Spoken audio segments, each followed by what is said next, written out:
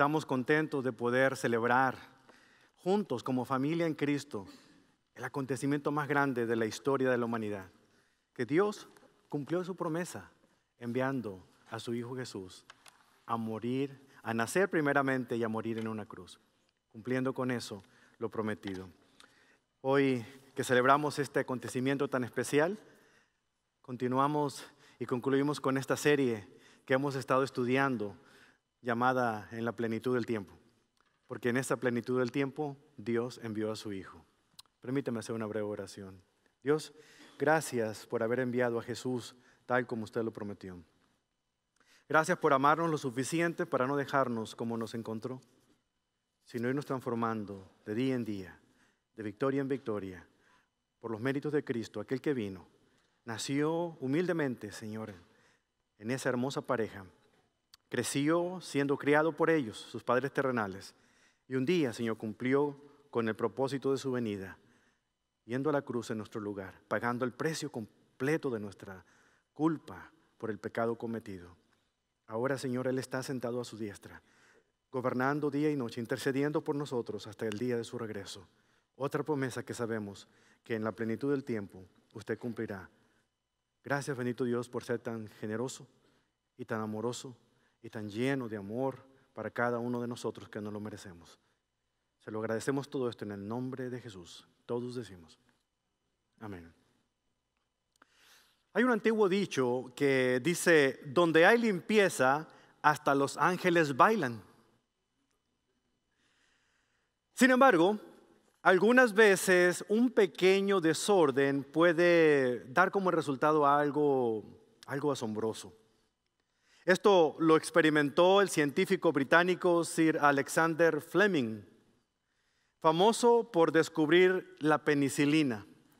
¿Y quiénes de nosotros, por alguna u otra razón, sobre todo en este tiempo de tanto frío, no nos vemos con necesidad de que se aplique algún tipo de antibiótico? Bueno, gracias a Sir Alexander Fleming podemos tener ese antibiótico que se aplica a nuestros cuerpos para que sanen más rápidamente. Sin embargo, su descubrimiento no se dio premeditado, sino fue accidental. Resulta de que en el laboratorio, que como de costumbre estaba todo desarreglado, una mota de polvo cayó sobre una placa de Petri que estaba descubierta, y el moho dio como resultado ese descubrimiento de la penicilina. Unos años más tarde, Fleming estaba visitando otro laboratorio mucho más moderno. Había más limpieza, más pulcritud, estaba libre de polvo, tenía aire acondicionado. Y el guía que estaba mostrándole el nuevo laboratorio a Fleming le dice: qué lástima, señor Fleming, que usted no tenga un lugar como este para trabajar. ¿Quién sabe qué descubrimientos pudiera usted realizar en un entorno tan pulcro y ordenado como este? Y Fleming, con una sonrisa burlona, le dice: algunos, pero ciertamente no la penicilina. Desorden es lo que menos deseamos cuando se acerca una fecha como la Navidad.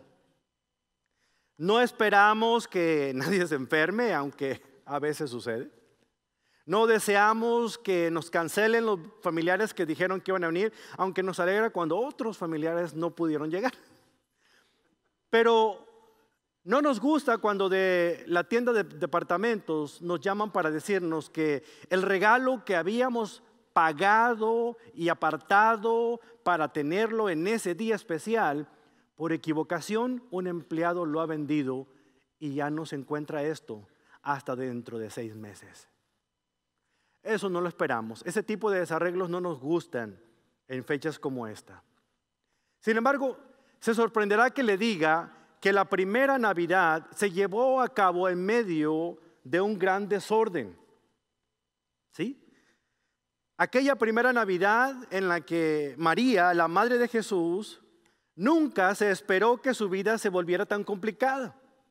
Donde José, quien amaba tanto a María, voluntariamente aceptó las complicaciones que ella se echaría a cuestas, aun cuando ella no deseó ninguna de ellas. Sin duda, el noviazgo sobre todo el cortejo entre María y José, se vio empañada por esa inesperada mota de polvo que Dios depositó sobre ellos. Pero ambos mostraron una gracia que solamente puede provenir de Dios para que juntos pudieran llevar a cabo el glorioso llamado de ser los padres terrenales del milagro más grande que Dios ha realizado jamás y un regalo que Él ha enviado a la humanidad. Cuando Dios se convirtió en un ser humano en la persona de Jesucristo, el mismo Jesús aceptó las complicaciones del mundo en el que usted y yo vivimos, con todo y sus aflicciones, con todo y el desorden en el que nos encontrábamos. Cristo voluntariamente llegó a la mitad del desorden que nosotros teníamos por causa del pecado y realizó su mejor obra jamás pensada. Alcanzó la salvación para todo aquel que en Él cree. ¿Y cuál fue su motivación? Solamente una sola cosa: el amor de Dios hacia cada uno de nosotros. Abra su Biblia en el Evangelio según San Mateo, en el capítulo número 1, para que conozcamos un poco más de ese desorden perfecto que se vivió en aquella primera Navidad que Dios utilizó para dar a este mundo el regalo más maravilloso que jamás hubiese deseado. Mateo capítulo 1, comenzando en el versículo 18. Voy a estar leyendo de la versión de la Nueva Traducción Viviente. Sígame usted en la versión que usted traiga, ya sea en su teléfono inteligente, en su tableta, en su Biblia. Mateo capítulo 18, Mateo capítulo 1, versículo 18 en adelante. Veamos pues este desorden perfecto en aquella primera Navidad. Pero antes de adentrarme en este detalle, debo decir que este desorden no era así desde un principio.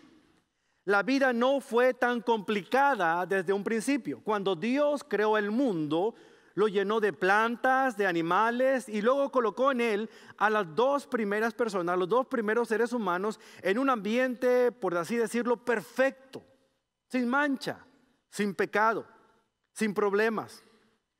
Pero entonces, como vemos en Génesis 3, Adán y Eva desobedecieron a Dios al comer del fruto del árbol que Él mismo les prohibió que comieran. Y a partir de ese momento, el orden en el que el mundo había sido creado comenzó a desordenarse. Ahora se encontraba un mundo sumido en el desorden y la aflicción.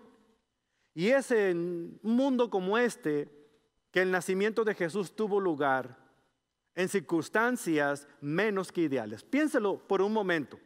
El Rey de Reyes, el Señor de Señores, el Creador del cielo y todo lo que existe en el universo, incluyendo la Tierra y todos los demás planetas, nace no en un palacio, no en un lugar predominantemente lujoso. Nace humildemente en lo que se conocía como un establo, que realmente era una cueva donde metían a los animales cuando el tiempo no era propicio. Lo acostaron no en una cuna de oro, sino sobre la paja en un pesebre que no era otra cosa más que una canaleta para dar de comer a los animales. No intervino una partera, sino que la propia María, con la ayuda del inexperto de su esposo José, estaban dando a luz al Rey del cielo y de la tierra. Una Navidad como esta comenzó en un desorden. Todo comenzó antes de este nacimiento en un pueblo llamado Nazaret. Veamos el desorden de un pueblo, de un cortejo y de un problema que le llegó a esta pareja de María y de José. Analicemos un poquito el pueblo. El pueblo de donde ellos eran originarios era Nazaret.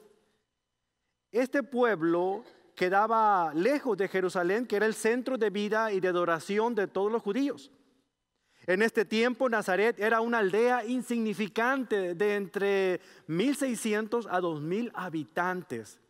Si usted va al servicio en inglés en nuestra iglesia, la gente que está ahí sentada duplica la cantidad de personas de la población que tenía Nazaret. Era un suburbio de una ciudad llamada Séforis, que era la antigua capital de Galilea. Y en estos tiempos estaba siendo reconstruida porque había sido destruida cuando los romanos invadieron esa región y se instituyeron como imperio. Por esa razón, la demanda de carpinteros era muy grande en toda Galilea, porque había necesidad de construcción. Pero Séforis era conocida por la diversidad de sus culturas.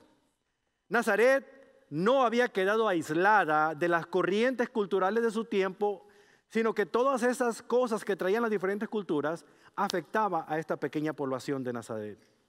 Ahora, Nazaret está ubicado en una importante ruta comercial, o estaba ubicada en una importante ruta comercial, por lo que era frecuentada por mercaderes, por soldados romanos. Los mercaderes no solamente traían en sus alforjas joyas preciosas, especias, perfumes o aceites, alfombras finas, sino que también traían con ellos todas sus costumbres degradantes y profanas, como gentiles que eran. Debido a que Nazaret servía como ciudad de guarnición para las tropas romanas, la prostitución, el tráfico de esclavos, de drogas, corría como agua por todas las calles de Nazaret, invadiendo a todos sus habitantes. Por estas razones, Nazaret era un pueblo no muy bien visto, y los nazarenos no tenían buena reputación para los judíos piadosos de su tiempo, incluyendo los primeros seguidores de Jesús.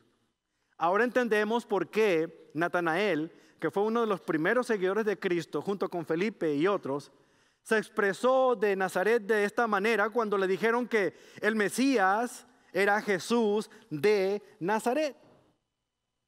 Momento, pastor, ¿que no Jesús nació en Belén? Sí, pero sus padres eran de Nazaret. Por lo tanto, Jesús creció en Nazaret y se le conoció como Jesús de Nazaret. Natanael expresó, y sus palabras quedaron registradas en el Evangelio de Juan, en el capítulo 1, versículo 46, diciendo con respecto a Nazaret lo siguiente: ¿Nazaret? ¿Acaso puede salir algo bueno de Nazaret? El comentarista Merrill Unger nos dice que el uso de esta expresión sarcástica de Natanael al decir ¿acaso puede salir algo bueno?, estaba refiriéndose en un sentido ético, ya que la gente de Nazaret tenía una mala fama entre todos los vecinos como un pueblo irreligioso e inmoral. Ahora, pudo haber sido también que, como Nazaret estaba muy cerca de Caná de Galilea, eran dos pueblos cercanos, pequeños. Y yo no sé si usted viene de alguna región en México o Centroamérica o Sudamérica en las que cuando dos pueblos están muy cerca siempre hay rencillas entre ellos. Siempre este pueblo le echa lo peor a este otro pueblo. Bueno, Nazaret y Caná de Galilea eran dos pueblos así. Pudo haber sido que esta expresión fuera algo bueno puede salir de esa ciudad o ese pueblo. O más bien podríamos pensar que se trata de las altas expectativas que tenían los judíos de este tiempo con respecto a la llegada del Mesías. ¿Acaso el rey de los judíos va a nacer en un pueblucho bicicletero y polvoriento como Nazaret? No puede ser posible.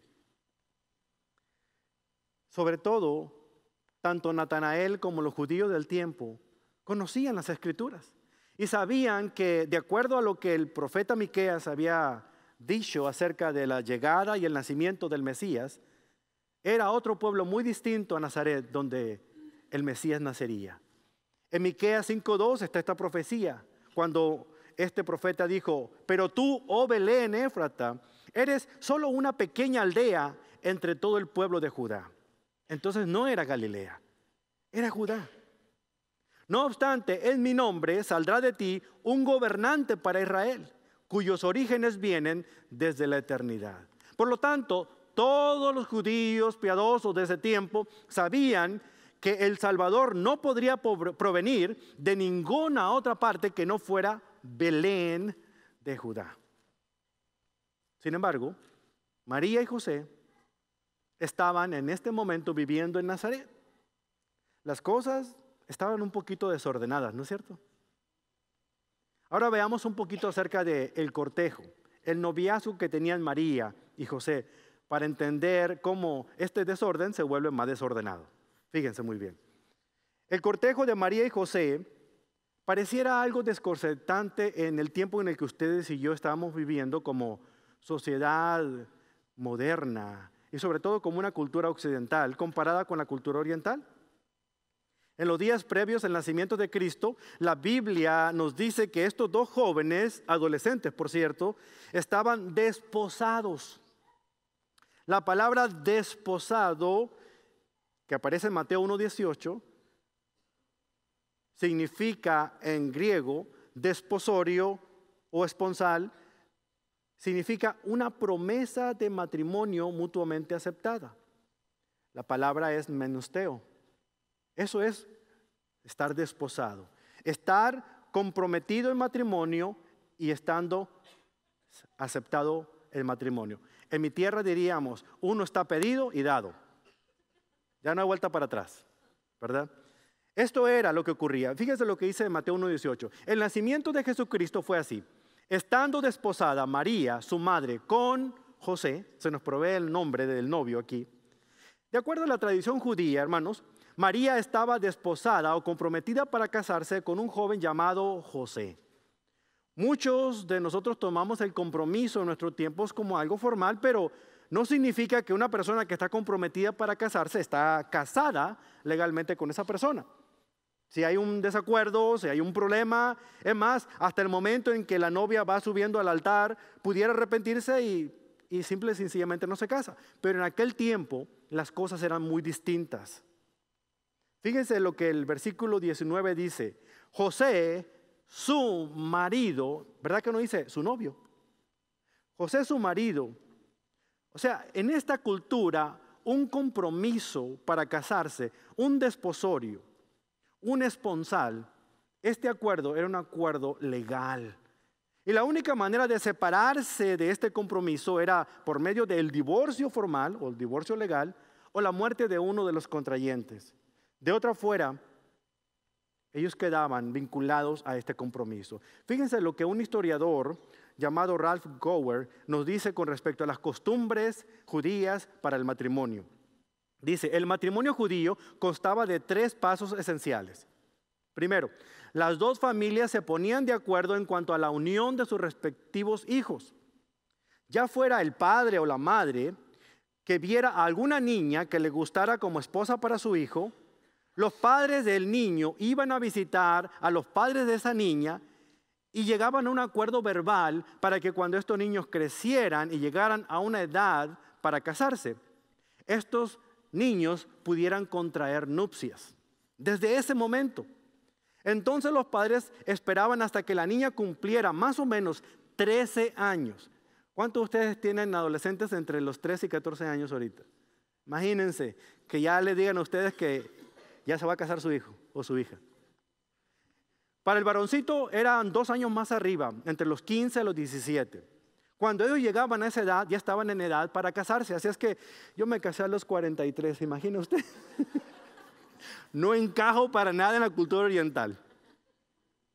En ese momento es cuando los padres legalizaban el compromiso, lo firmaban y lo sellaban. Los padres arreglaban el matrimonio de sus hijos y en ese instante corrían las amonestaciones. Es decir, se anunciaba en la sinagoga de esa región, en el pizarrón donde estaban todos los anuncios, para que todo el mundo se entere, ese era el Facebook de aquel tiempo, anunciaban que sus hijos estaban comprometidos para casarse. Y esto nos lleva al segundo periodo, al segundo punto del matrimonio.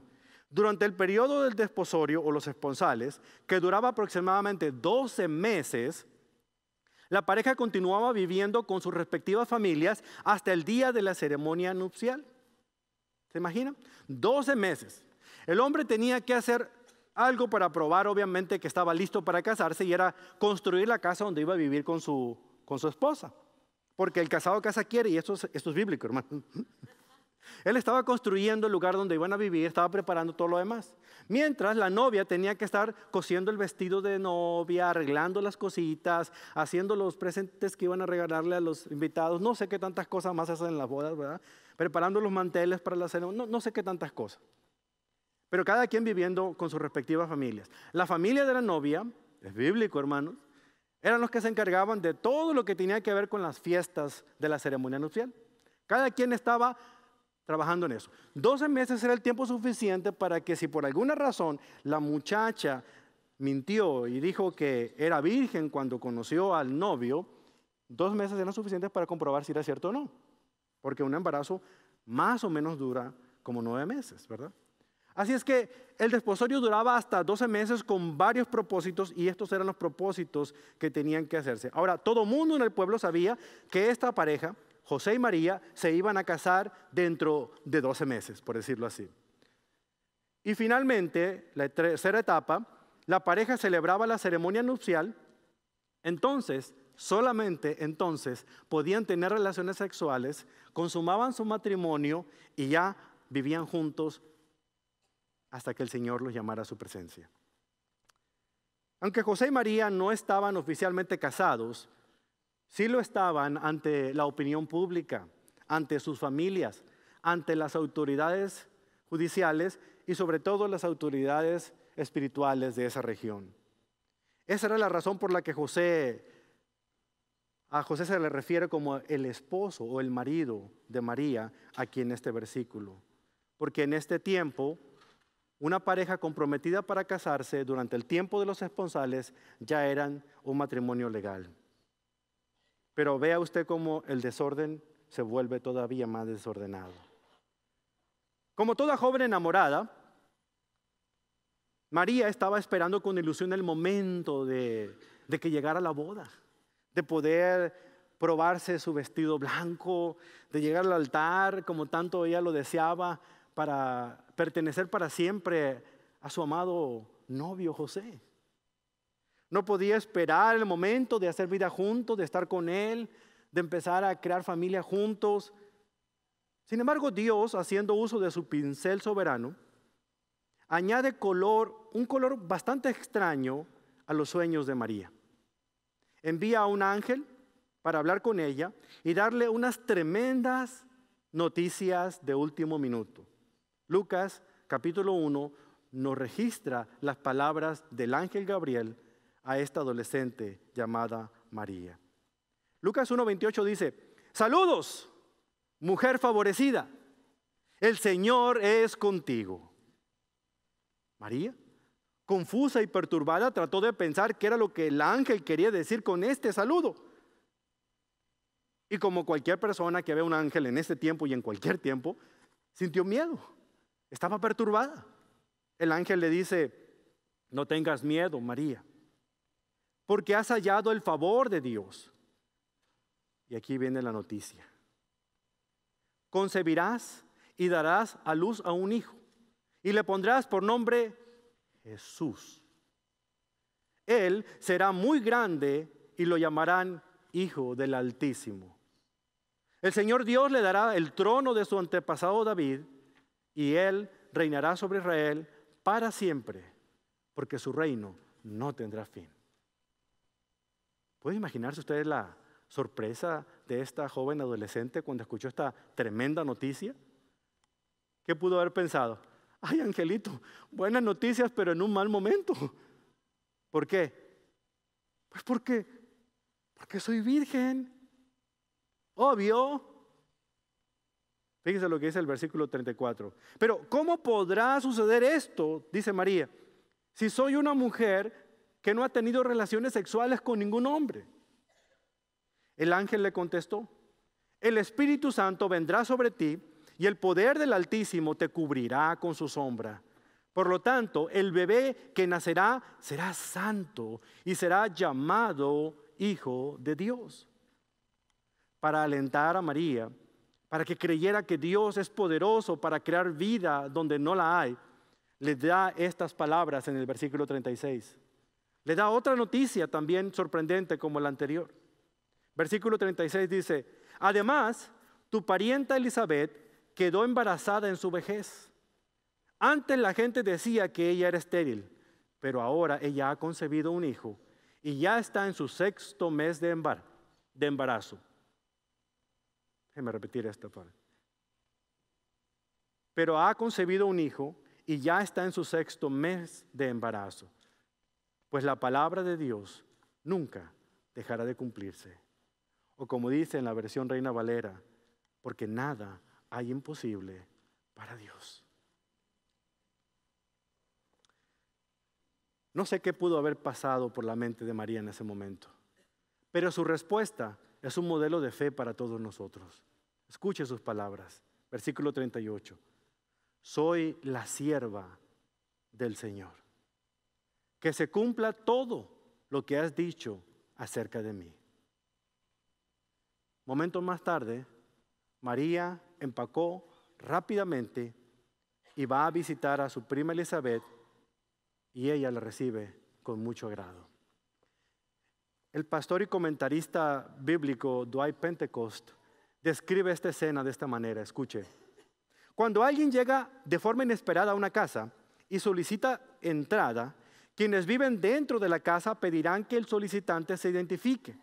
Bueno, cuando María se identificó, Lucas escribe que Elizabeth fue llena del Espíritu Santo en ese momento. Ella se convierte en una profetisa que, bajo el control del Espíritu Santo, hizo una declaración profética acerca de Jesús. Elizabeth dijo: bendita tú eres entre las mujeres y bendito el fruto de tu vientre. De esta manera, Elizabeth proclamó que María sería la madre terrenal del Mesías. Este encuentro también le confirmó a ella, a María, que Dios cumpliría exactamente lo que Gabriel le había anunciado acerca de la venida del Salvador a este mundo, el soberano de Israel. María pasó con Elizabeth más o menos unos 3 meses, hasta, me imagino, cerca del nacimiento de su hijo, quien, dicho sea de paso, el hijo de Elizabeth era Juan, conocido como el bautizador o el bautista. Finalmente regresó a su casa para enfrentar a José, a su familia y a la comunidad donde vivía y enterarlos de la tremenda noticia que ella había recibido del ángel. No podía ocultar más su embarazo. Decide ir a ver a José. Con todo y la pena del mundo, llega y le cuenta la noticia de que un ángel se le aparece y le dice que ella iba a estar embarazada con el poder del Espíritu Santo. En el libro El día que Cristo nació, Jim Bishop escribe lo siguiente: cuando María llega a casa y vio a su prometido, José no miraba con muy buenos ojos que ella se hubiera ido por 3 meses fuera de ese lugar, sobre todo con tantos planes cercanos a la boda. Sobre todo ahora llegaba con una tremenda noticia de que un ángel se le había aparecido y ahora resultó embarazada. Obviamente él no creyó al principio las palabras de María. Lo primero que llegó a su mente, el pobre José llegó a pensar: ¿qué habrá pasado allá en Judea en estos 3 meses? ¿Con quién habrás estado? Y ahora resulta de que tendrás un hijo de otro. Es imposible imaginarnos la tremenda sorpresa que pudo haberse llevado José. Esa noche, mientras estaba revolviéndose en su cama pensando: ¿Cómo es esto posible? Esta es la mujer a quien tanto amo, a la que conozco desde mi niñez, a la que prometí yo quedarme sin conocer a otra mujer sexualmente para entregarme por completo a ella, y ahora ella está embarazada. Y esta historia que me cuenta, de que un ángel se le apareció, de que por el poder del Altísimo ahora está concibiendo y esperando un hijo. Además, si mal no recuerdo, las Escrituras claramente nos dicen que este hijo, este Mesías esperado nacería en Belén, no en Nazaret. ¿Cómo puede ser todo este desastre? En el lugar de José, no sé qué estuviera usted pensando, pero le puedo asegurar que muchas cosas muy buenas no ocurrieron. Cuando finalmente, lleno de cansancio, José queda dormido, en un sueño, el ángel del Señor confirma la noticia recibida por María. Dice el versículo 19 que ante la situación tan difícil que enfrentaban, como José era un hombre justo, era inconcebible que él se pudiera casar con alguien que esperara el hijo de otro. Pero él solamente veía aquí dos opciones. Una, divorciarse de María en privado o dejar que la apedrearan a ella en público como la ley lo determinaba cuando alguien pecaba de adulterio. José, que era bueno, no quiso perjudicar más a María ni deshonrarla. Así que eligió la opción número 1. Versículo 19 de Mateo 1 dice: José, su marido, como era justo, no quería infamarla, quiso dejarla secretamente. Esa frase, dejarla secretamente, era un eufemismo que podría leerse así: decidió buscar un divorcio tranquilo. En otras palabras, Josué planeó disolver el contrato matrimonial sin hacer un gran espectáculo público del que él seguramente asumía podía tratarse de un adulterio abierto. Imagínense los pensamientos de José. Afortunadamente, José mismo, después de pasar este tormentoso romance o cortejo, ocurre un milagro maravilloso. Él recibió la noticia a través de una visita sobrenatural también, con el mismo ángel que confirmaba las palabras de María. En Mateo 1:20 leemos: mientras consideraba esta posibilidad, ¿cuál posibilidad? Dejarla. Un ángel del Señor se le apareció en un sueño diciendo: José, hijo de David, no tengas miedo de recibir a María, su esposa, porque el niño que lleva dentro de ella fue concebido por el Espíritu Santo. Y tendrá un hijo, y lo llamarás Jesús, porque él salvará a su pueblo de sus pecados.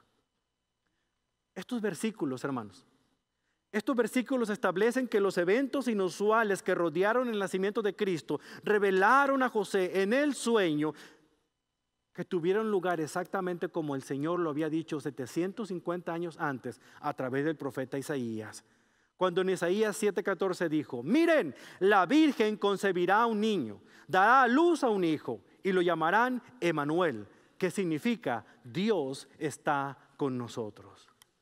Jesús es el Dios en la carne. Por lo tanto, Dios estaba literalmente en ese tiempo con José y todos los habitantes del lugar. Dios sigue estando literalmente con cada uno de nosotros que hemos creído en Él como nuestro Señor y Salvador. Él es nuestro Emmanuel celestial.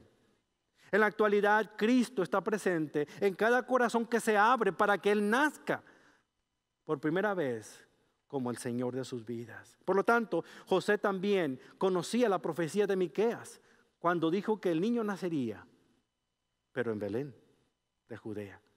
Es por eso que no comprendía cómo esto podía suceder. Era un tremendo desastre el que estaba pasando por su mente. Entonces, con todo y que él no supiera los detalles, decidió obedecer lo que el ángel le dijo en ese sueño. Mateo 1:24. Cuando José despertó, hizo como el ángel del Señor le había ordenado y recibió a María por esposa, pero no tuvo relaciones sexuales con ella hasta que nació su hijo. Y José le puso por nombre Jesús. José se vio ante una situación bien difícil, hermanos. Fíjense muy bien. Cuando descubrió que María estaba embarazada, él quizá pensaba que solo tenía dos opciones: dejarla en secreto, divorciarse de ella, o dejar que la apedrearan. Sin embargo, aquí Dios le presenta una tercera opción que él no había considerado, y era casarse con María y adoptar a Jesús como hijo propio. En vista de estas circunstancias, José consideró esta última opción de Dios. Es importante hacer una pausa aquí para decirle algo a usted, querido hermano, a usted, persona que me está escuchando.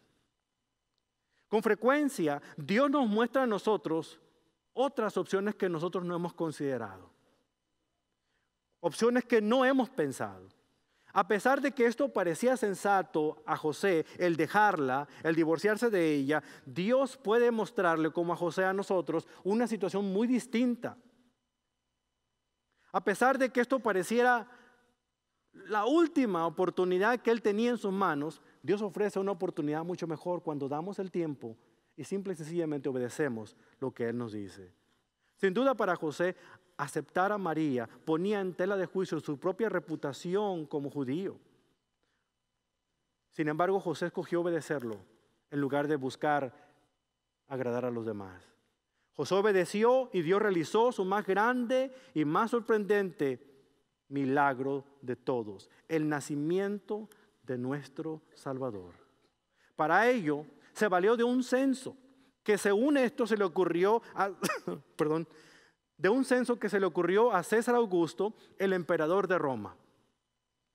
Él decretó que se hiciera en todo el imperio romano un censo en el que todas las personas debían regresar a su lugar de origen para empadronarse. José, que casualmente era descendiente del rey David, tuvo que regresar a la ciudad de David, que no es otra más que Belén, para empadronarse y pagar los impuestos en ese lugar. Los romanos hacían censos para dos cosas. Una, facilitar el reclutamiento militar para sus tropas. Y segundo, aumentar los impuestos a todos los súbditos.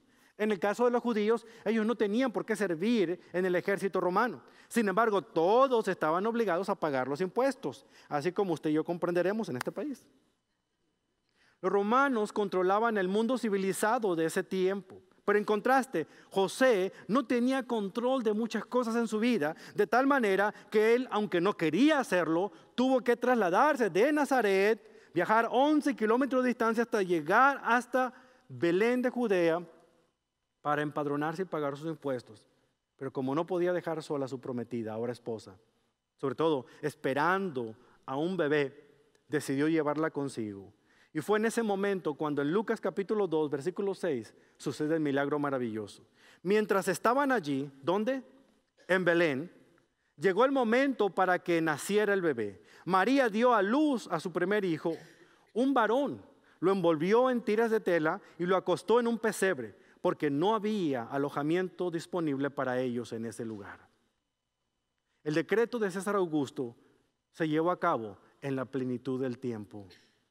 En el tiempo elegido por Dios y de acuerdo a su plan perfecto, para obligar a José y a María a trasladarse de Nazaret hasta Belén. Y de esta manera poder enviar a su hijo a nacer en este mundo. Jesús nació en el pueblo donde fue profetizado años, siglos atrás. Los romanos parecían tener el control de la situación en ese tiempo, pero en realidad era Dios el que tenía y sigue teniendo el control de todas nuestras vidas. Alabado sea el nombre de Dios. Entonces, de los esponsales hasta el nacimiento de Jesús en Belén, en todo tiempo y en todo lugar, Dios lleva a cabo su soberana voluntad. Para concluir, es posible, hermanos, que nosotros estemos enfrentando algún tipo de desorden en este momento en nuestras vidas. Sea cual sea el desorden que usted esté pasando. Pensamos tal vez que Dios se ha equivocado al tenernos aquí, al hacer que estemos pasando por esta situación. O estamos pensando que quizás esta no sea la voluntad realmente de Dios porque las cosas no están saliendo como a mí me gustaría que salieran. Pero déjeme decirle, la experiencia de José y María nos enseña una gran verdad. Primero que nada, esta pareja se tuvo que encaminar por una ruta muy difícil de transitar desde Nazaret hasta Belén. Dios no pavimentó el camino para que su camino fuera placentero. Al contrario, le dio las fuerzas tanto a José como a María para que llegaran con bien hasta el lugar donde se dirigían. Cuando llegaron a Belén, no encontraron alojamiento en ningún hotel. Nadie les prestó ni siquiera la sala de su casa para que ellos posaran. Tuvieron que recluirse en una cueva, destinada a que los animales se protegieran de la intemperie. Sin embargo, Dios depositó sobre ellos el regalo más grande y maravilloso, porque tal como Él lo había dispuesto, que su propio Hijo, Jesucristo, naciera en la condición más humilde que hubiera sobre la tierra. Cumplir la voluntad de Dios no es una garantía de comodidad y felicidad para nosotros. Sin embargo, tenemos la promesa de que todo, incluidos nuestros desarreglos, incluidos nuestros desastres, incluidos nuestros problemas y complicaciones, todo es parte del plan soberano de Dios para nuestras vidas, para llevar a cabo sus propósitos, para llevar a cabo sus metas, porque usted y yo estamos dentro del plan de la Navidad de Dios. Dios sabe lo que está haciendo, aunque nosotros no lo sepamos en este momento. Y esta historia nos enseña a nosotros a que debemos entender que un poco de desarreglo, que un poco de polvo que caiga en nuestras vidas puede resultar en algo maravilloso. ¿Sabe? Alexander Fleming fue testigo de cómo un pequeño desorden en su vida, un simple polvo que cayó sobre un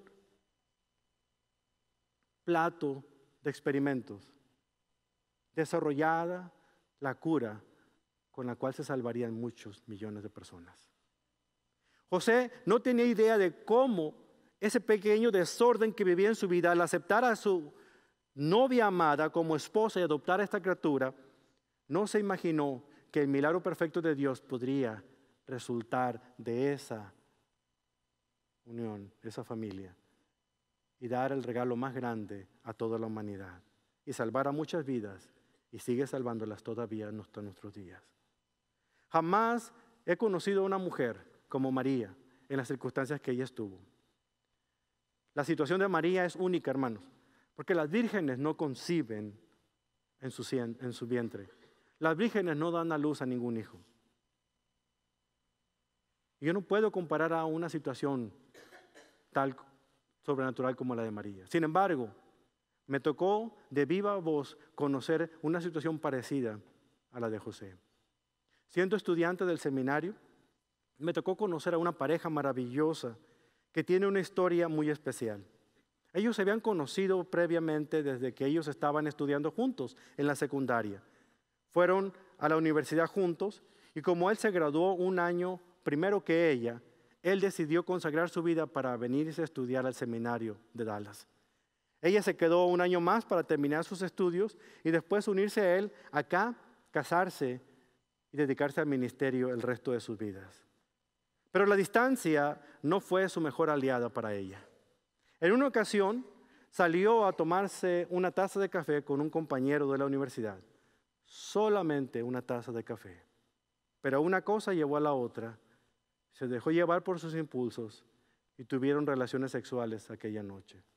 Una sola vez fue suficiente para que esta mujer quedara embarazada. A pesar de su error, la idea de esta joven jamás fue abortar a su criatura.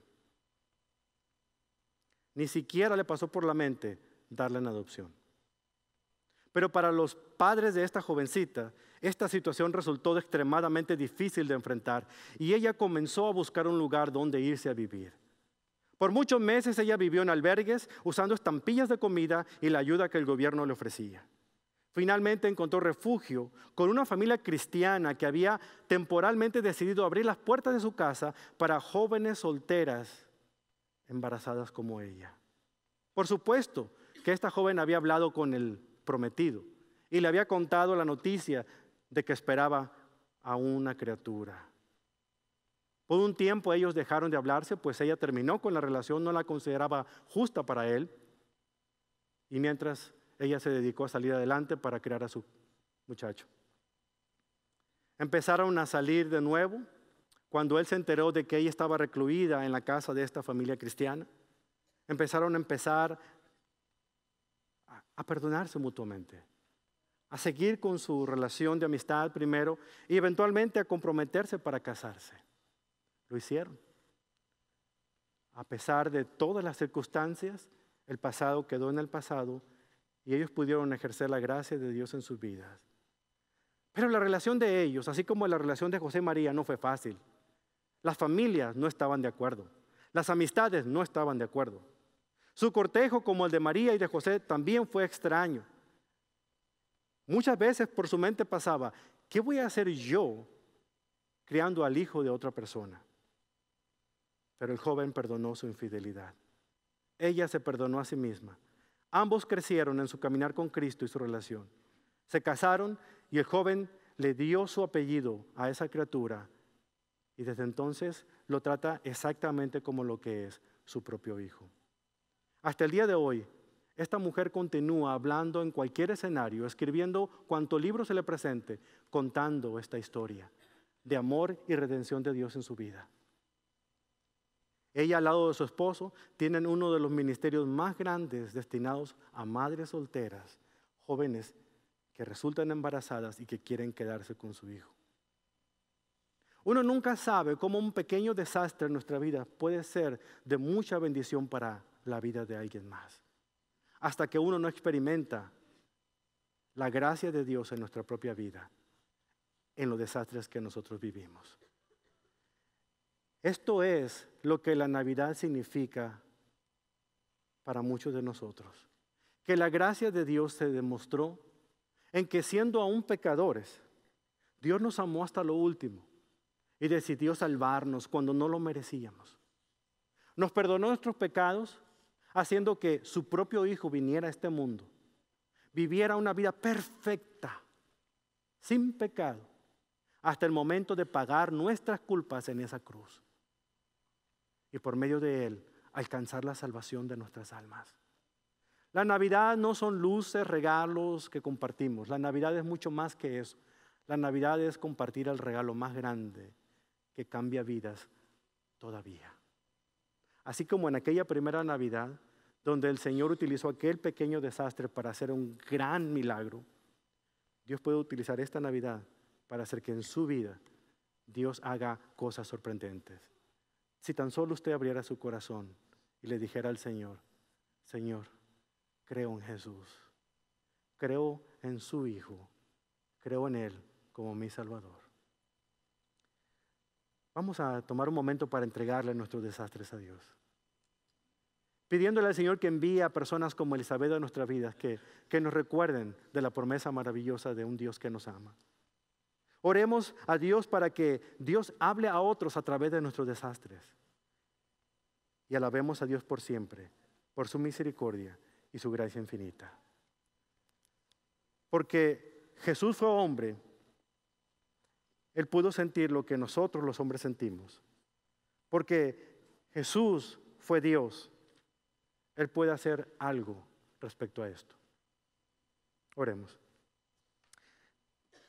Solo hay un cortejo más extraño que el de José y de María. Y ese es el cortejo que usted, nuestro Dios, tiene con algunos de nosotros en este momento. Usted ha estado huyendo,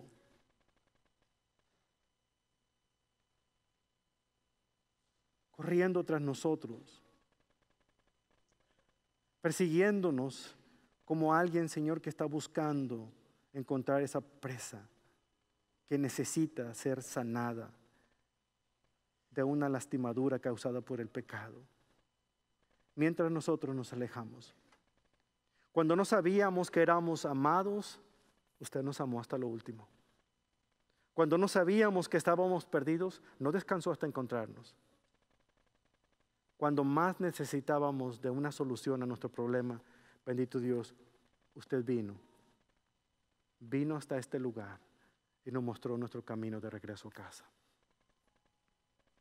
Glorioso Señor, nuestro Noel, aquel a quien usted envió su Hijo Jesús a nacer en este mundo, el eterno preexistente Hijo suyo, Padre, fue el medio que usted utilizó para hacernos volver a casa, a su soberana presencia. Es gracias a la bendición que tenemos de Jesucristo, quien por obediencia hasta lo último y por medio de su gracia decidió, Señor, extendernos su amor, muriendo en esa cruz por nosotros. Pero lo hizo por amor a usted, Padre, porque ese amor tan grande nos ha alcanzado también a nosotros. Señor, gracias por amarnos, para no dejarnos donde estábamos. Gracias, bendito Dios, para llevarnos a un lugar donde usted quiere que estemos. Porque bendito Padre, de verdad, su voluntad nos llevará donde solamente la gracia podrá sostenernos. Y ese lugar está ante la bendita presencia de su Hijo Jesucristo. Y Él está aquí en este lugar. Gracias por aquella Navidad y todos los desórdenes que ocurrieron. Porque por esos desórdenes, en los desórdenes de mi vida, usted, bendito Dios, se sigue manifestando y se sigue glorificando. Benditos desórdenes divinos son los que usted nos manda. Y por eso estamos eternamente agradecidos. Que Dios siempre sea glorificado. Todos decimos amén. Muy feliz Navidad.